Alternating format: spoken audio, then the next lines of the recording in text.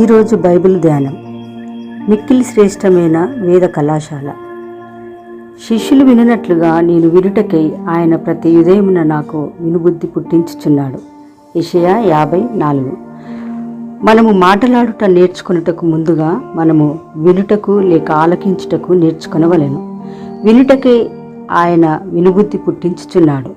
పలు సందర్భములలో విద్యావంతులు ఇంకను వినుటకును మరియు ఎక్కువగా నేర్చుకున్నటకును ఇష్టపడుచుండగా, విద్య లేని వారు వినుటకు లేక ఆలకించుటకు తరచుగా మనసు లేని వారుగా ఉన్నారను విషయము వింతగా ఉన్నది. నా గొర్రెలు నా స్వరము వినును అని అవి నన్ను వెంబడించును. యోహాను 10:27 అని యేసు చెప్పెను. మన యజమానుని స్వరమును మనం వినుటకై మన చెవులను తెరవమని ప్రాధేయపడెదము. అప్పుడే మనము ఆయన అడుగుజాడలను వెంబడించగలము. ప్రతి ఉదయమున లేపుచున్నాడు. ఉదయముననే ప్రభువు ఆ దినమును గూర్చియు మనము చేయవలసిన కార్యములను గూర్చియు బోధనలను మనకిచ్చి మన ముందున్న అపాయములను గూర్చి మనలను హెచ్చరించి మనతో మాట్లాడుచున్నాడు. నేను పెందలకడ లేచి మీతో మాట్లాడను అని ప్రభువు ఇశ్రాయేలుకు తరచుగా చెప్పెను.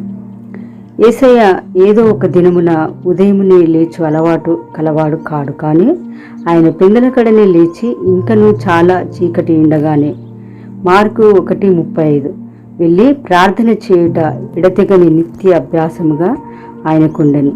దైవ జ్ఞాన కళాశాలలో చదువు ఏ విద్యార్థి అయినను ఉదయముననే లేచు క్రమమును నేర్చుకొనకుండా ఒక నిజమైన పరిశుద్ధుడుగా బయటికి రాడు. దినమంతయు బహుదూరము నడిచి సేవ చేసి అలసి ఉన్న యేసయ్యకు పెందలకడనే లేచుట చాలా కష్టముగా ఉండును. కానీ మన ప్రభువు తిరుగుబాటు చేయలేదు, వినకుండా నేను తొలగిపోలేదు. యెషయా 55 అని వ్రాయబడి ఉన్నది. మన ప్రభు యొక్క మిక్కిలి శ్రేష్టమైన వేద కళాశాలలో మనం ఆయన అడుగుజాడలను మరలా ఒక్కొక్కటిగా వెదకి కనుగొని వాటిని వెంబడించి దాని మూలంగా లక్షల కొలది జనులకు ఆశీర్వాదంగా మారదంగాక. ఈ వీడియో యొక్క పూర్తి స్క్రిప్ట్ కావాలంటే దయచేసి డిస్క్రిప్షన్లో చూడండి. ఈ వీడియో ఆంగ్లము మరియు హిందీ భాషలలో కావాలంటే ఛానల్ని సబ్స్క్రైబ్ చేయండి మరియు వీడియోలను క్రమంగా అనుసరించండి.